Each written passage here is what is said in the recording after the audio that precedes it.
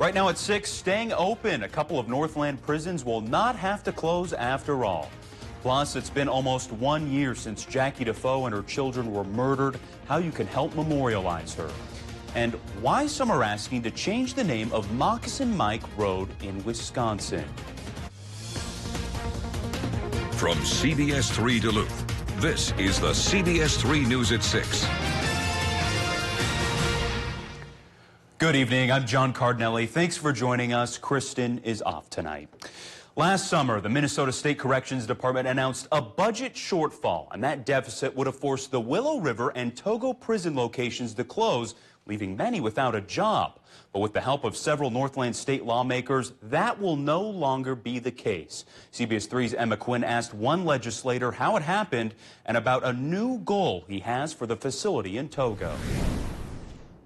The Togo and Willow River state prisons will remain open after a budget deficit put them in danger of closing. Right now, Department of Corrections has no intention of shutting down either Willow River or Togo, which I'm very thankful for. The locations won't be closing due to the DOC's proposed budget being passed in the fall of 2020, saving not just the prisons, but the Challenge Incarceration Program, helping people bounce back from convictions. It's a really good program, and both at Togo and at Willow River, and it needs to be supported in the environments that they're in. State Representative Rob Eklund says community outreach, like the rallies held over the summer, helped make a difference. A lot of us weighed in. We thought the Department of Corrections to immediately come out when we're having troubles with our budget and all that to try to save a little bit of money by cutting a facility. It just made no sense. But now a new proposed bill is hoping to expand the Togo facility with a partnership with the Bois Forte Reservation. They're looking for some way to work with housing prisoners from the reservation,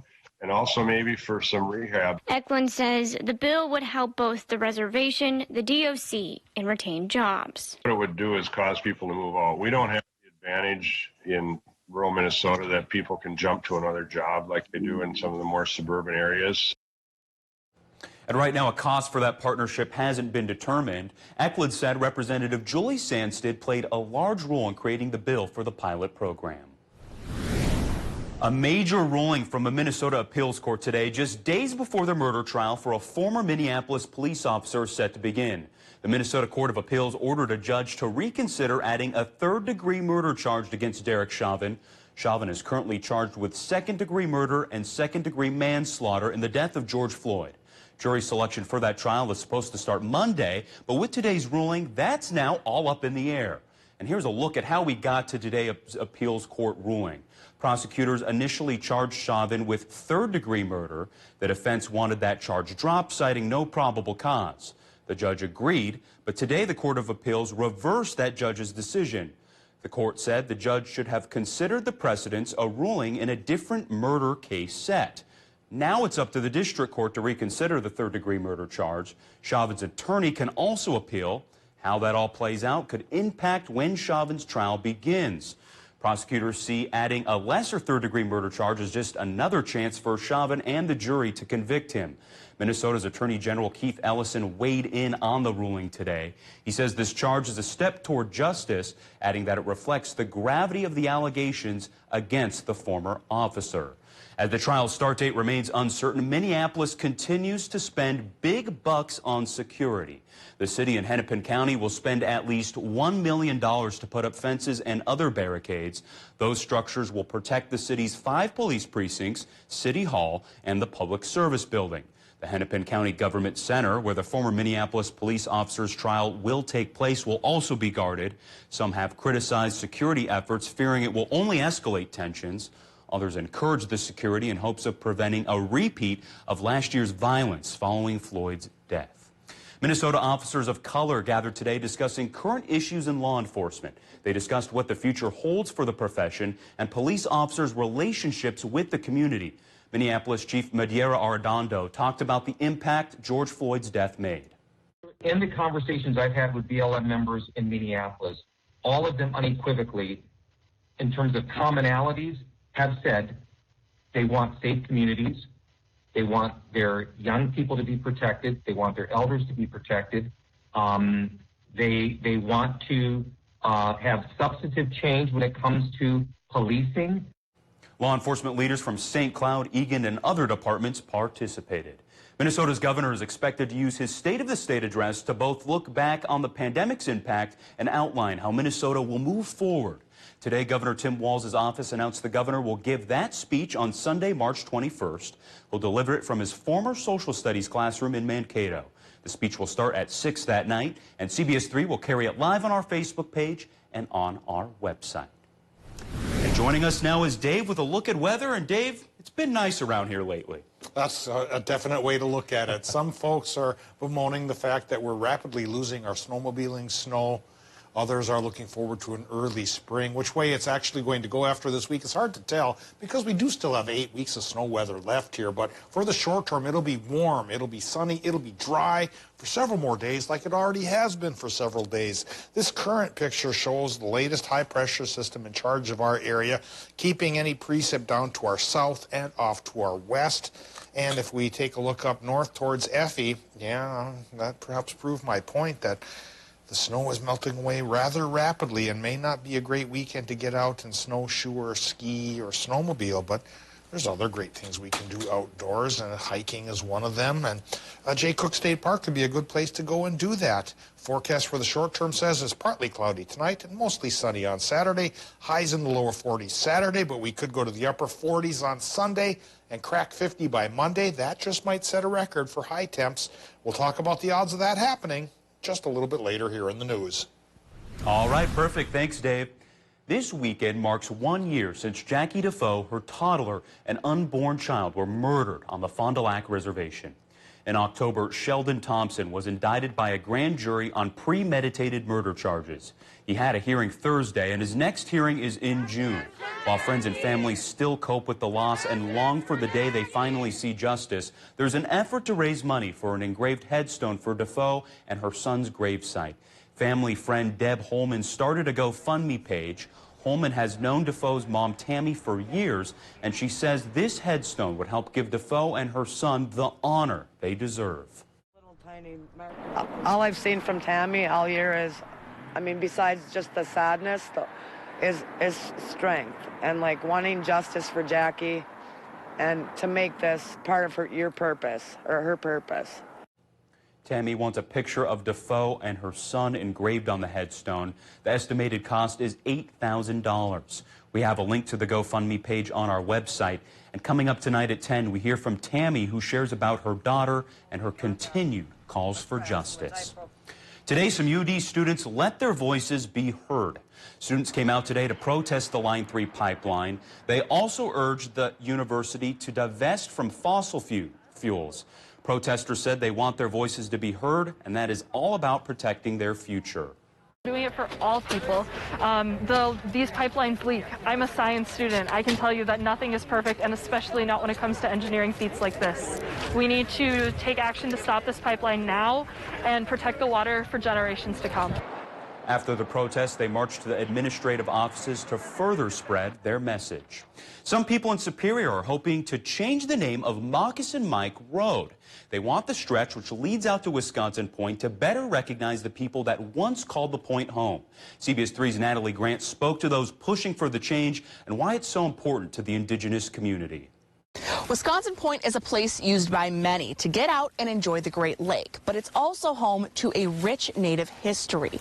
Now, descendants of the original people who occupied this land are asking the city to change the name of the road that leads out to the point to better represent its history. According to city history, Moccasin Mike Road has held many other names, including Osage Trail, Amnicon Lake Road, Schaefer Trail, and many others.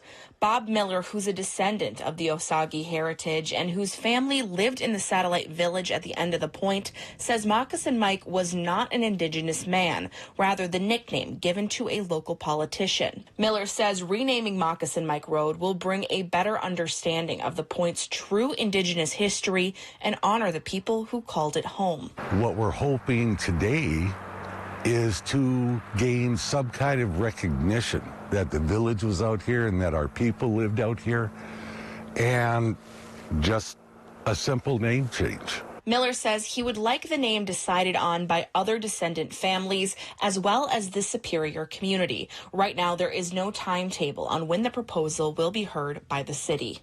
Coming up tonight at 10, we'll hear more about the history of Wisconsin Point and why this name change is so important, as well as from the city on efforts that are already underway. All right, thanks, Natalie. More than $7 million in grant money is on its way to the Duluth Seaway Port Authority. The funding comes from MnDOT's Port Development Assistance Program, which aims to support freight movement on the state waterways.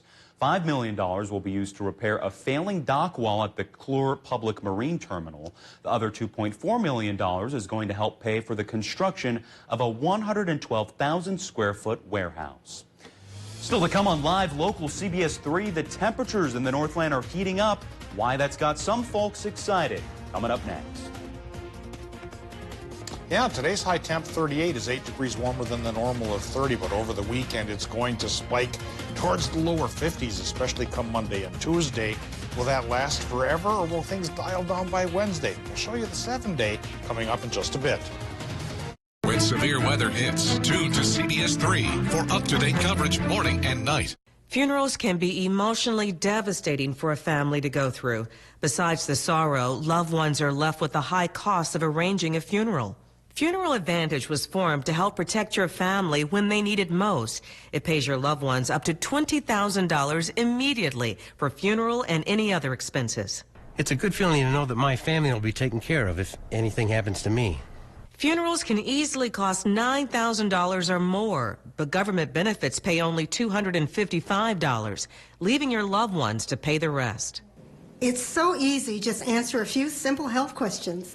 This is so affordable, even for someone like me who's on a fixed income. If you're 40 to 85, get information on how to protect your family. Funeral Advantage is something we all need. There's no risk or obligation. Call now. Get the facts about how easy it is to protect your family. There's no risk or obligation. Don't wait. Call the number on your screen now. At MediaCom, we know the future is ours to create. That's why we built an incredibly advanced fiber-powered network. So today, when lives are being challenged more than ever, we're working harder than ever to help families move forward, businesses restart, and our communities get back on their feet.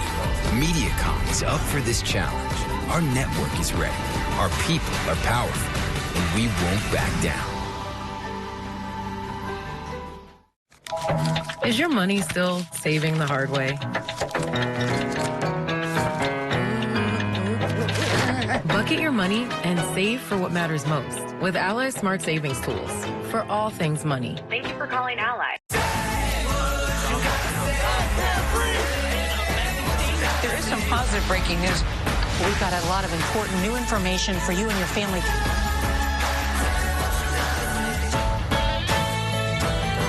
One of the reasons that I love our focus here at CBS3, which is live and local, is because that's me. I'm from here. This is my home. When people reach out with a story idea or a concern about something going on in their neighborhood that they would like to know more about, and they're looking to us for answers, that means a lot to me. It's just incredibly important that we show up for the folks in our region and make sure that they are in the know as much as we are. Hi there, I'm Trevor Noah. The 2021 Grammys are going to be unlike anything you have ever seen. They're going to be on TV, on CBS, on Sunday, March 14th. But I'm definitely not telling you who's hosting. That, my friends, is staying a surprise. It's music's biggest night, hosted by Trevor Noah. We're doing this, baby. The Grammys, live Sunday, March 14th, 8 Eastern, 5 Pacific on CBS. When severe weather hits, tune to CBS 3 for up-to-date coverage morning and night. Join us weeknights. We're live at 5 as we go around the Northland, city by city. Now, the CBS 3 Duluth WeatherMax forecast with meteorologist Dave Anderson. All right, temperature-wise, today, again, another day warmer than normal. What are we, a week and a half, 2 weeks away from that big cold snap where record low temps went towards 50 below in places like Snowbank Lake outside of Winton? Well, now, for this weekend, especially the latter part, we'll go towards 50 above. Today, we're kind of in between. 30s by the lake, still warmer than the normal of 30 straight up. And then farther inland, still struck into the 40s. For example, Big Fork 46, Hayward 45, and 39 degrees in Watersmeet, still almost 10 degrees warmer than normal. This trend will continue, frankly, for the next 7 days. Even though we might spike towards 50 through early Tuesday, by Wednesday we still fall back into the 40s, staying warmer than normal. The big change coming our way for Tuesday night and Wednesday will be our first chance for precip in a while. We'll talk about that after these current conditions from the airport. 35 degrees, east-southeast wind 5 miles per hour, and 30.4 inches of mercury for the barometric pressure. And of course, that's high because of the high-pressure cells that have dominated our sky for several days, bringing sunnier conditions and warmer conditions. And currently, we're starting to dip temperature-wise just a bit. We're in the lower 30s in the Upper Peninsula. And Wisconsin and Michigan numbers have dipped into the upper 20s near the Bayfield Peninsula, but still staying in the upper 30s out on the edges of the region. Hayward, for example, 38 degrees, 33 for Superior, 41 still Moose Lake, but down to 30 in Silver Bay. Still 38 towards Eveleth and the Quad Cities, but dropping towards 36 around International Falls. It may be a slower process than for some towns than others, but yeah, we'll all fall probably into the teens as the night goes on. Now, the sky up above, clear to partly cloudy, again from the cloud-crushing influence of that threesome of high-pressure cells that have run from down in the southeastern part of the United States up towards the Ohio Valley and into our neck of the woods, keeping conditions warm and keeping things dry.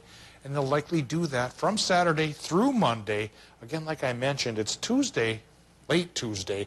Much of the day on Tuesday could still be sunny. But late Tuesday into Wednesday, these low-pressure systems that have been bottled up by the highs for the longest time finally start to advance towards our region. And that brings a 30 to 60% chance for rain initially, and then a rain-snow mix from Tuesday night in through Wednesday. As early as Thursday, it could already be gone again, and we dry up and go back towards sunny and 40s. Tonight, Minnesota, partly cloudy and teens. Wisconsin, Michigan, low temps in the teens there with a partly cloudy sky. For tomorrow, daytime highs with a mostly sunny sky into the 40s. So UP and Wisconsin, warmer than normal once again. Minnesota, even though you're a hair cooler, 36 to 45, you're still warmer than normal by at least 6 degrees and up to 15. But then it gets toasty on Sunday, 49, 52 Monday, 54 on Tuesday. During that period, Sunday through Tuesday, John, we could set some record high temps, which turnabout is fair play. You know, like again, 2 weeks ago, record cold being set. Now we go to record high before we start to dial back by Thursday. As far as this short-lived precip chance goes, it doesn't look like that much will come down, but since it's been so dry, we could use it. No complaints coming from me, I'll tell you that much. All right. I'm glad to hear that. Thank you very much, Dave. And you just heard it from Dave. We're seeing spring-like temperatures here in the Northland, and folks in one industry say it could be a very good thing. Doug and Lois Hoffbauer have been tapping maple trees since their children had to do it for a school project many years ago. And all that time, Doug Hoffbauer says it's not normal for them to begin drilling holes this early in March, but he says he would rather the warmth come earlier than not later. I think that if it happens late, you don't get as much flow. I think that the trees are rushing to get their buds open, because we'll notice that you'll start to see these buds start to open at the end of the season. And then you start to get a bitter taste. Hoffbauer says the sap hasn't started to run yet, but he expects the warm forecast this weekend will be able to boil the sap any day now. A local hospital leader took part in a statewide discussion today focused on getting Minnesotans back to work. Dr. John Pryor with Essentia Health joined the roundtable. The Department of Employment and Economic Development hosted the discussion. They talked about ways to connect Minnesotans with new skills so they're ready for tomorrow's in-demand jobs. Pryor says there's a shortage of workers in every field, but healthcare workers are an especially important part of the economy. We need to be successful in recruiting people and getting more people in there, because if you're not healthy, you're going to have a hard time doing these other jobs that we've been talking about. And we'll continue to talk about. Leaders from industries including manufacturing, high-tech, workforce development, unions, and higher education also took part in the discussion. And ahead in sports, a big weekend from the UMD men and women hockey teams. Ryan Campo breaks it all down coming up in sports.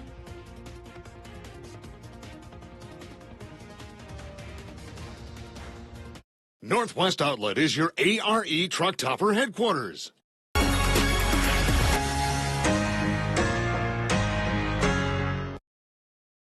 CBS3 live cams are brought to you by Kohler Chevrolet Buick GMC Cadillac. You're not just getting a car, you're getting Kohler. Get a stylish solution for every room with window treatments and save with 11% off everything at Menards. Get window images, room darkening vinyl and aluminum blinds, faux wood blinds, and cellular shades trimmed to width for free, or order a custom style and size. From durable, economical options to stunning custom designs, you'll find the perfect window treatments to transform your space. Right now, all window treatments are 11% off at Menards. Get 11% off everything now at Menards. Save big money at Menards. By hook or by crook, after 30 years or so, I've become the longest-serving broadcast meteorologist here in this market. I've been an on and off part of it since 1986. We have a higher quotient of people who grew up in this area, lived the weather all their lives, know what's supposed to happen for each specific time of the year around here. CBS3 Live and Local, we try to live up to that, and I'm hoping people will like what they see and tell all their friends of course. Watch Dave Anderson weeknights at 5, 6, and is being challenged by DFL. The race is on. Learn how Berkey 2021 is safe to be ice fishing on Lake Superior? New funding is bringing more mental health resources. Dave Anderson. How a popular new recreational area is allowing. Hear how one vaccination clinic in West Duluth is focusing into the COVID-19 pandemic, and food insecurity is still new year, new ownership. To stay up to date with the news and weather that impacts you and your community, join us weekdays for CBS3 Live at 5. Okay, Dad. 1, 2, 3.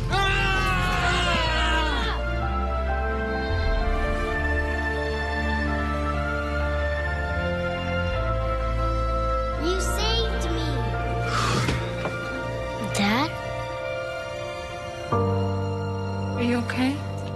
I'm fine, dear. Your hero needs you now, and AARP is here to help. Find the care guides you need at aarp.org/caregiving. Haberman here from Discover Wisconsin. Join me and the rest of the crew every week on this station for all things Wisconsin. Continue the adventure on Facebook, Instagram, YouTube, and discoverwisconsin.com. Plus, subscribe to the Cabin Podcast, available wherever you listen to your favorite podcasts.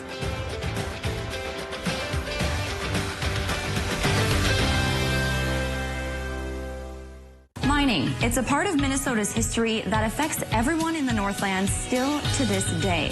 From environmental issues to economics and so much more.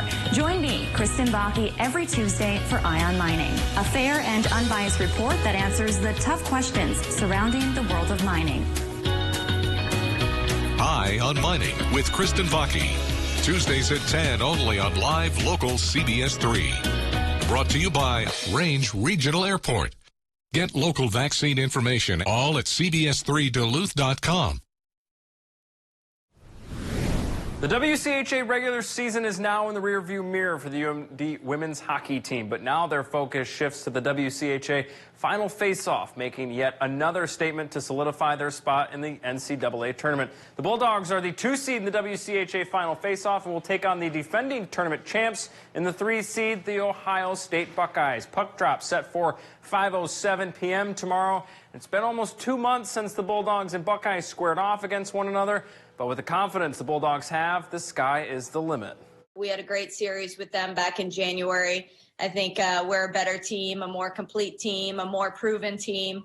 So that confidence coming off of this weekend, we will be riding that wave. The UMD men are also in a battle tomorrow on the road against in-state rival St. Cloud State for second place in the NCHC and a more favorable draw when the tournament starts March 12th. Tomorrow's game rescheduled from last weekend so that the teams won't have almost 2 weeks off. It's one of the biggest games on the conference slate this weekend. The Bulldogs will have to beat the Huskies in regulation to secure the number 2 seed. Following last weekend's performance, head coach Scott Sandelin knows the boys will be ready. The fun part about this game is that there's some meaning here. You know what? We're both playing for seeding, and we both want to finish in second, and you want to finish the year on a good note. So it's not like it's a meaningless game. If we were already set, with where we're all going to finish. There'll be meaning, but there's more on the line. We're just 3 months away from the Northwoods League opening day, if you can believe that, here in Duluth. That will mark the end of nearly 2 years without Huskies baseball after they sat out last summer due to the pandemic. They're planning on returning this year and already have their schedule set to start on May 31st. But that isn't the case for every team. The Thunder Bay Border Cats announced today that they are canceling their 2021 season. They cited the current uncertainty around the U.S.-Canadian border situation, as well as the current outdoor gathering restrictions in the city of Thunder Bay. The Huskies were scheduled to play the Border Cats 9 times this summer. Finally tonight, a strange college basketball season finally winding down. For most of the season, colleges across the country were not actually allowed to have fans watch the games in person. Many tried to be creative by placing cardboard cutouts in arenas to at least give the appearance that fans were cheering on their teams. But the cardboard cutouts were, shall we say, lifeless. That's where engineering students at Virginia Tech stepped in. Using their skills they learned in the classroom, mechanical engineering students cobbled together metal rods, electric wires, and motors to add some energy to Virginia Tech's Castle Coliseum. Students flipped the switch during the second half of the men and women's basketball games, as you can see right there, trying to give the Virginia Tech Hokies an edge. Seemed to work to a degree. A week ago, the visiting Wake Forest men's basketball team made only 6 free throws out of 13 when the moving animated fans were turned on. So what you got to do is, you make do with what you got, John. You got to make those animated fans. And hey, if my brother Matt is out there watching, he's at Arizona State, and he's an engineering student. Matt, go do that. Distract those people while they play the Sun Devils. Awesome. All right, Ryan, thank you very much. Tonight on the CBS3 News at 10, the Senate has begun a marathon amendment voting spree as Democrats push to pass the president's $1.9 trillion American Rescue Plan. President Biden is also closely watching the Senate vote outcome while hoping for his first legislative, quote, win. We'll have more details from Washington tonight at 10. And before we head out tonight, Dave, how's the rest of the night looking? Pretty calm, pretty easygoing, John. We're looking at low temps to dip into the teens, which is a little bit brisk, but tomorrow's highs will bound back to warmer than normal levels, generally in the lower 40s with a lot of sunshine. Perhaps a hair cloudier on Sunday, only partly sunny, but pretty close to 50, which sets us up then to Monday and Tuesday, where we should go into the 50s, even the mid-50s, and temperature records may tumble when that happens. 30% chance for showers does finally break up. The dry spell come Tuesday night turns into a 60% chance for a rain-snow mix on Wednesday. And then temperatures do fall back a little bit, but only into the lower 40s, which in turn is still 10 degrees warmer than normal. Definitely. All right, Dave. Well, it's looking like it's going to be a beautiful weekend, and people should get outside there and enjoy it. That's the news for now. Thanks for joining us. Have a great night.